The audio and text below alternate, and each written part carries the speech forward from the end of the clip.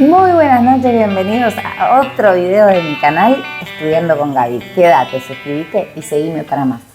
Bueno, en el día de hoy vamos a trabajar los 3 tipos de clústeres de personalidad que les venía debiendo. Estos 3 tipos de clústeres los enuncia el DSM-5 y son el A, B y C. El clúster A está denominado como de los raros o excéntricos. Incluye los trastornos como el trastorno paranoide de la personalidad, el trastorno esquizoide de la personalidad y el trastorno esquizotípico. Las personas en este clúster, el clúster A, suelen ser percibidas como extrañas o inusuales y pueden tener dificultades en las relaciones sociales. Respecto al clúster B, vamos a decir que estos se enuncian como los emocionales, erráticos o dramáticos y comprende este clúster el trastorno antisocial de la personalidad, el trastorno límite de la personalidad, el trastorno histriónico y el trastorno narcisista de la personalidad. Los individuos de este tipo de clúster, el clúster B, tienden a mostrar comportamientos que son más dramáticos, más impulsivos y también emocionales.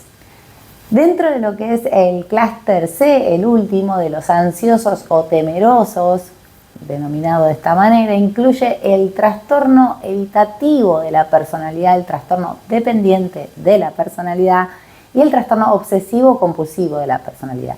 Las personas de este tipo de clúster suelen experimentar ansiedad y miedo en sus relaciones en su vida diaria. Vamos a comenzar hablando del trastorno paranoide de la personalidad, que está dentro del clúster A de los raros y excéntricos, y vamos a decir que tiene una tasa de prevalencia entre el 2 al 4% de la población en general, y la característica principal es la desconfianza y la cautela intensa y duradera. Ven a otros como engañosos, manipuladores, y se ven a sí mismos como vulnerables. Experimentan también sensaciones o sentimientos de ansiedad, de ira, de temor. Tampoco pueden confiar en los demás porque siempre están excesivamente preocupados. También se preocupan por la confidencialidad y son muy celosos de sus parejas. Tienden a culpar a los demás y a considerar perspectivas propias como las únicas. Es posible que tengan sentimientos hostiles hacia los terapeutas y muchos de ellos sean agresivos. Bueno, hay una gran desconfianza, como decíamos, como característica para poder diagnosticar hacia los demás desde una edad muy temprana. Tienen rencores persistentes, preocupación por sospechar permanentemente de los demás, de que pueden engañarlos o timarlos. Hay creencias permanentes de que sus parejas, como decíamos, los engañan, por eso son tan celosos. Hay una renuncia a confiar en el resto del planeta, porque seguramente hay alguna malintención para estos trastornos de personalidad paranoide, de esa información que les dieron, una percepción de cuestiones inocentes como amenazantes. En la paranoia hay sesgos cognitivos, hipervigilancia permanente, sesgo también atencional por esta cuestión de estar todo el tiempo hipervigilantes o a la defensiva.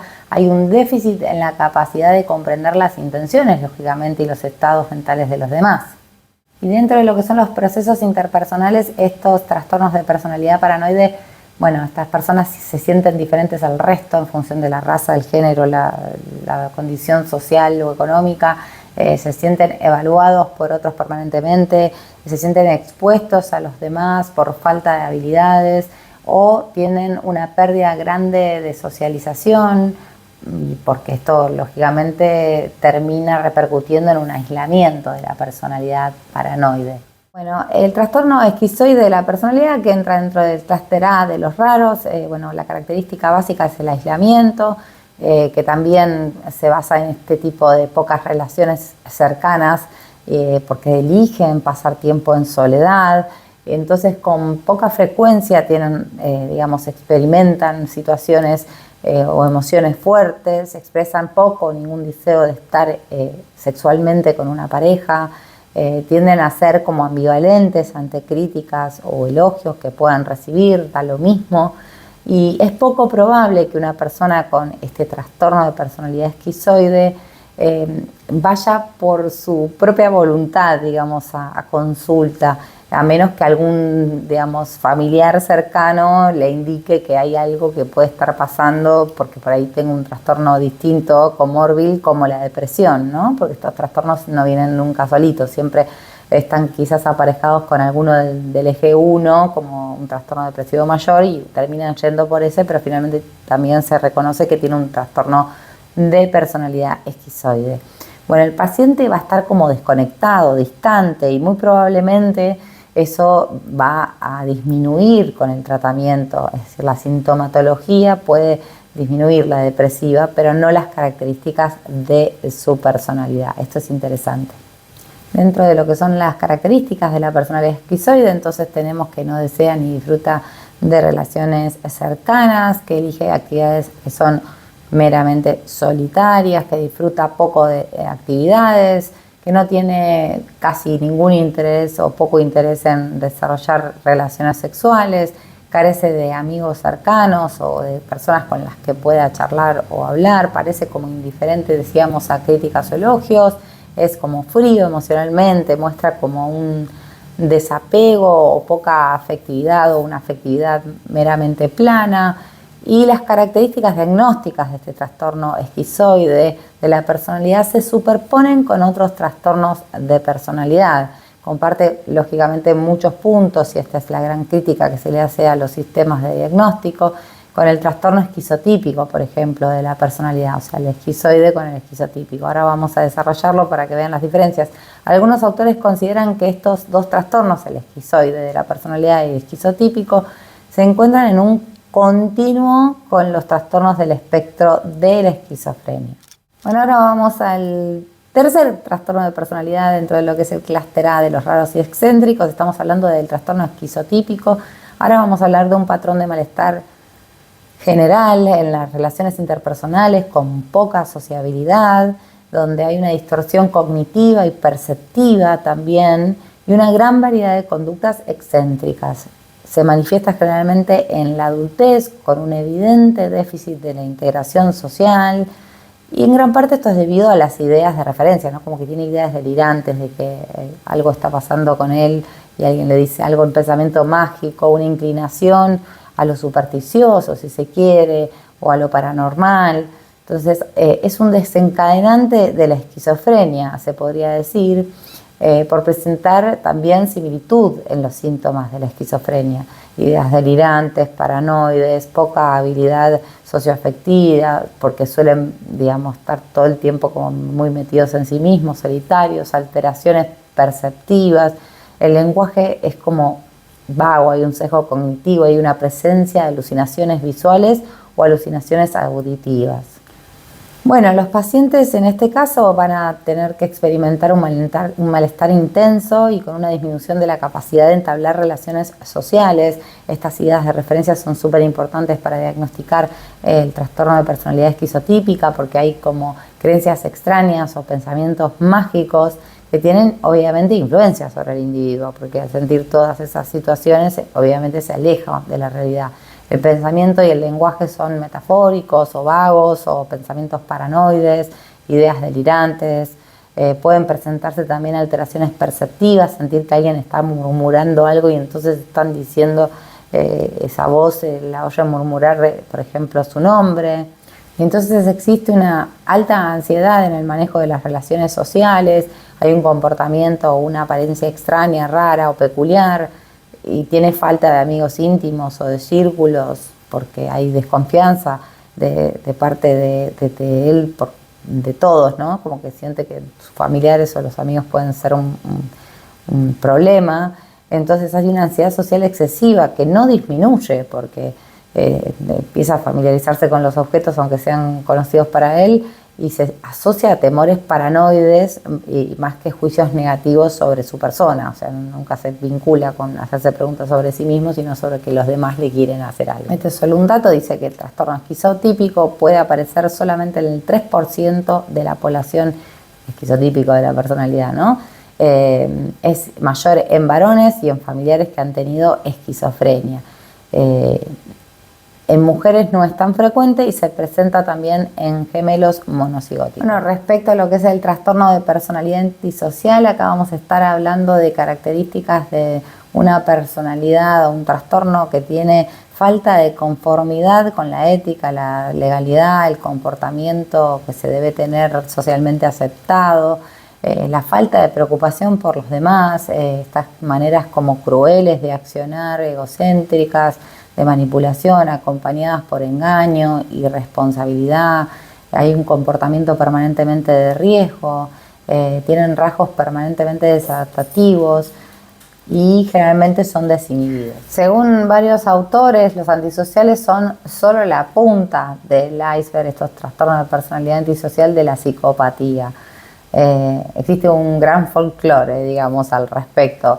Muchos autores conjeturaron que hay muchos psicópatas en altas esferas sociales y políticas. No les debe sonar raro lo que les estoy diciendo. Un dato interesante es que las personas que están en la cárcel, el 80% de ellas están cumpliendo prisión, cumplen con el trastorno antisocial de la personalidad. Y solamente el 24% de esta subpoblación cumple con los criterios de psicopatía. Esto es para que no digamos que son todos psicópatas, sino que quizás tengan un trastorno antisocial de la personalidad. El 1% de la población normal presenta puntajes de psicopatía. Y por último vamos a decir que las conductas antisociales deberían ser evaluadas por su intensidad, frecuencia y versatilidad. Entonces, para cerrar, podríamos decir que la personalidad o el trastorno de personalidad antisocial que tenemos acá es el característico del egocentrismo, la autoestima derivada de esa ganancia personal de todo para mí y lo demás no me importa, del poder o del placer, donde la satisfacción personal es el único objetivo o dirección. Hay una falta de compromiso con lo ético, lo moral, falta de preocupación también por los demás, es decir, baja empatía, incapacidad para relacionarse íntimamente con otros y confiar, porque están todo el tiempo relacionándose mediante el engaño, la coacción, hay una preocupación cero por sentimientos o problemas de los otros, bueno, asumen riesgos que tienen que ver con esta característica de la desinhibición, la impulsividad, entonces ponen en peligro su vida y la de los demás. Dentro del clúster B seguimos con el trastorno límite de la personalidad y vamos a hablar de que las características de este trastorno de personalidad tienen que ver con la inestabilidad de la imagen que tienen de ellos mismos, de las metas que se proponen, de las relaciones que se proponen también, interpersonales, de los afectos, que también va acompañada de una gran impulsividad, ¿no? Pasando del ejemplo de estas personas que por ahí están en pareja, no quieren dejar a la pareja, pero ante lo más mínimo hacen un derroche de explosión, golpean la mesa, le tiran la llave, la puerta, entonces después se ponen súper mal porque querían regresar nuevamente con la pareja, no querían que fuera para tanto, pero no lo pueden evitar, esa hostilidad, ese comportamiento de riesgo de tirar botellas, lastimarse, incluso autolesionarse. Entonces las dificultades se hacen evidentes en estas personas en función de lo que es la autodirección, la empatía, la intimidad y los rasgos específicos que tienen que ver con este trastorno de personalidad de límite. Cambios de estado de ánimo permanente, experiencias emocionales inestables, se le alteran, hay una desregulación emocional muy grande, muy fácilmente se le alteran las emociones, hay como una desproporción terrible de los acontecimientos que suceden o las circunstancias, entonces maximizan todo. Hay una gran ansiedad, un temor a ser rechazado. Esto tiene que ver con las figuras de apego, como esta dependencia excesiva de una persona por momentos y al mismo tiempo disruptiva cuando no la quieren ver más. Sentimientos frecuentes de estar hundido, de ser miserable, de no tener esperanza. Bueno, lógicamente esto lleva a que haya muchos trastornos de personalidad con comportamientos que implican autolesiones o comportamientos suicidas. Entonces hay una situación en donde acontecen estímulos y accionan, digamos, rápidamente, hay una dificultad para seguir planes, para racionalizar, hay un sentido permanente de la urgencia, tiene que ser ya, hay un comportamiento que lógicamente es muy angustioso emocionalmente hablando. Bueno, se implica en prácticas peligrosas como consumo de drogas o actividades dañinas innecesariamente sin atender a lo que pueda suceder a esa persona y a los demás que la rodean o lo rodean. y sentimientos de enojo persistentes, frecuentes, ira, irritabilidad. Esas son claras características del trastorno de la personalidad límite. Vamos a ir ahora al trastorno histriónico de la personalidad. Bueno, yendo al trastorno de personalidad histriónico, hablamos de una persona que tiene una búsqueda intensa por ser mirado y admirado, con una atención constante que cuando no es puesta sobre él o ella, bueno, lógicamente esto les incomoda cuando no lo reciben y suelen mostrar emociones que son como súper maximizadas, que no justifican la reacción. Son muy seductores, proactivos, utilizan esa apariencia física o el comportamiento seductor para atraer la atención y pueden ser considerados como de alguna manera provocativos. Tienen una gran impulsividad, a menudo toman decisiones que no miran o miden las consecuencias. Hay una gran preocupación en el trastorno de personalidad histriónica por la imagen, suelen ser muy conscientes de la apariencia y pueden cambiar el estilo personal o su forma de vestir, por ejemplo, para llamar la atención. Tienen dificultades en las relaciones porque lógicamente estas relaciones suelen ser superficiales y a menudo tienen vínculos como más íntimos de lo que realmente son. Hay en estos trastornos de personalidad histriónica una gran necesidad de dramatizar los sentimientos, pueden ser percibidos de alguna forma por los demás como poco genuinos, suelen ser como muy influenciables. Esta es una característica de este trastorno de personalidad y pueden cambiar sus opiniones o los comportamientos para adaptarse a las expectativas del entorno. Nos queda hablar dentro del clúster B del trastorno narcisista de la personalidad, que va a poder abordar, digamos, dos tipos de narcisismos, el grandioso maligno o el frágil. Cuando hablamos del grandioso maligno estamos hablando de un exagerado sentido de la autoimportancia, un sentido de que tiene derecho mayor por sobre lo de los demás, poca empatía, atribución externa de problemas, viste, toda la culpa es de los demás, yo no tengo nada que ver, críticos y reacios a las críticas de los demás, son controladores y generalmente muy hostiles. Por el contrario, los narcisistas o el trastorno de personalidad narcisista frágil tienden a una especie de infelicidad o de depresión. Hay sentimientos como muy ansiosos o envidiosos de las cuestiones de los demás. Hay sentimientos dolorosísimos de vacío, tienden a sentirse como excluidos, abandonados. Hay un exagerado sentido de la autoimportancia y tienden a sentirse muy incómodos. De hecho, se victimizan por esto.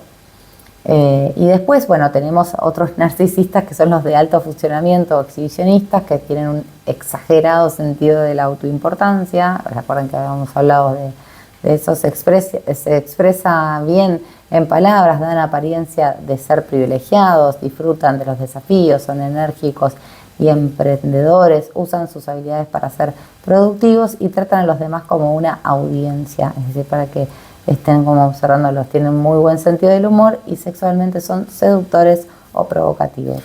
Ahora vamos a ir al clúster C, que eran los ansiosos y temerosos. Acá vamos a empezar hablando del trastorno evitativo de la personalidad. El trastorno evitativo de la personalidad se caracteriza por un patrón que es persistente respecto a la inhibición social. Son sentimientos como de insuficiencia, de hipersensibilidad a la evaluación negativa, y algunas de las características son la inhibición social, es decir, estas personas con este trastorno suelen evitar situaciones sociales por su temor a ser rechazados o criticados, tienen sentimientos de insuficiencia, es decir, se ven a sí mismos como inferiores, y una hipersensibilidad crítica muy grande, piensan que todo es una situación negativa, una evaluación que viene a ser como comentarios críticos hacia su persona. Por eso mismo evitan la interacción social, dado todos estos factores que estuvimos mencionando. Entonces intentan tener el mínimo contacto con otras personas porque creen que van a sentirse inferiores o los van a criticar. Entonces les cuesta hacer amistades nuevas o participar de eventos sociales. Tienen un gran deseo de ser aceptados, realmente lo sufren, ¿no? Esto es claro de observar. A pesar de la evitación, suelen anhelar las relaciones cercanas, pero lógicamente el miedo al rechazo es más fuerte, entonces les impide este trastorno de personalidad evitativo acercarse a los demás. Tienen comportamientos evitativos, entonces evitan situaciones que podrían provocarles ansiedad, como entrevistas de trabajo o actividades grupales, y tienen dificultad claras para establecer relaciones. Les resulta complicadísimo formar y mantener relaciones personales debido a este gran temor y por eso la evitación. Bueno, ahora vamos a hablar dentro de lo que es el clúster C del trastorno de personalidad dependiente. Bueno, está generalizado a la dependencia excesiva, lógicamente lo dice la palabra, y la sumisión ante las relaciones interpersonales. Tienen como una necesidad de cuidado permanente, suelen necesitar que otros se ocupen de ellos porque ellos sienten que solos no podrían, hay dificultad para tomar decisiones, tienen problemas en la vida cotidiana para resolver situaciones que son, digamos, para cualquiera serían fáciles, no pueden dejar de buscar la opinión de otros, entonces están buscando constantemente las opiniones de los demás, tienen muchísimo miedo a la separación. Acá hay también una cuestión relacionada con los tipos de apego, experimentan esa sensación terrible de poder llegar a ser abandonados y hacen esfuerzos excesivos para no ser dejados de personas de su entorno o de alejarse del querer de otras personas. Entonces la sumisión es un dato como crucial en el trastorno de personalidad dependiente. Suelen ser muy pero muy sumisos y están todo el tiempo para las necesidades de los demás y ponen incluso las necesidades de los demás por sobre las propias, incluso en detrimento de su bienestar. Lógicamente todo esto lo lleva a no poder iniciar proyectos por la falta de approach que tienen a las cuestiones sin consultarlo con los demás. Hay una cuestión de desvalorización permanente, a menudo tienen una autoimagen muy negativa de sí mismos, se sienten como incapaces, incompetentes y se sienten incómodos en soledad, están permanentemente desamparados en esa situación, entonces no quieren quedarse solos, lo que puede lógicamente llevarlos a tener relaciones poco saludables y fructíferas por miedo a quedarse en soledad. Buscan constantemente atención, pueden buscar la aprobación de los demás de manera constante para reafirmar su valía personal. Ya estamos llegando al último trastorno del clúster C, que es el trastorno de personalidad obsesivo-compulsivo. En este caso estamos hablando de que tienen estas personalidades estándares muy altos sobre las cuestiones que tienen que ser así como ellos dicen, para sí mismos y para los demás. Esto puede llevar a una insatisfacción constante. Cuando hablamos de esto, hablamos de perfeccionismo, ni más ni menos. Entonces hay una gran preocupación por establecer órdenes, planes, que esté todo organizado, que esté en su lugar, que no interfiera con la eficacia que esa persona cree que está teniendo. Hay una gran rigidez, una gran obstinación, son prácticamente inflexibles en las creencias y en los comportamientos que tienen, lo que puede lógicamente dificultar la adaptación a situaciones nuevas, a nuevos aprendizajes. Tienen dificultad para delegar, si no lo hacen ellos como lo hacen ellos no está bien hecho, entonces lo hacen todos ellos, se sobrecargan de exigencias y que solo ellos pueden hacer las cosas correctamente, entonces le impide esto a una personalidad de trastorno obsesivo compulsivo confiar en los demás. Hay un gran enfoque en los detalles, pueden obsesionarse quizás con los detalles, las reglas, los procedimientos, las maneras de actuar y a menudo descuidan el objetivo general. Son grandes procrastinadores justamente por esto mismo, si no lo hacen perfecto no lo hacen. Y hay una gran incapacidad para disfrutar del espacio del aire libre, del ocio, la búsqueda de esa productividad y el cumplimiento de esas normas les dificulta, lógicamente, disfrutar del tiempo libre. Y hay una gran rigidez emocional, suelen ser percibidos como fríos o distantes, con dificultad para expresar sus emociones. Lógicamente sufren bastante porque tienen dificultades en relacionarse con los demás, con sus familiares, con sus parejas, porque esa necesidad de control y de perfeccionamiento constante puede generar conflictos en estas relaciones. Y por otro lado también son bastante celosos, pueden encontrarse personalidades de trastornos de obsesivos compulsivos con un gran celo hacia sus parejas. Bueno, hasta acá todo lo que fueron los 3 clústeres de personalidad. Espero que les haya gustado. Vuelvo a repetir, esto no es más que un mero acercamiento de situaciones académicas que a nosotros nos han prestado en la facultad y humildemente les acerco desde mi punto de vista. Soy un estudiante de 4º año de psicología que lo único que quiere es ayudar a otros que estén pasando por las mismas instancias que yo. Les recuerdo que esto que estuvimos trabajando en el día de hoy en este video no son trastornos mentales del eje 1 del DSM-4, sino que estamos hablando de trastornos de personalidad que pueden encontrar en la sección 3 del DSM-5. Muchísimas gracias, nos vemos en otros videos. ¡Chau!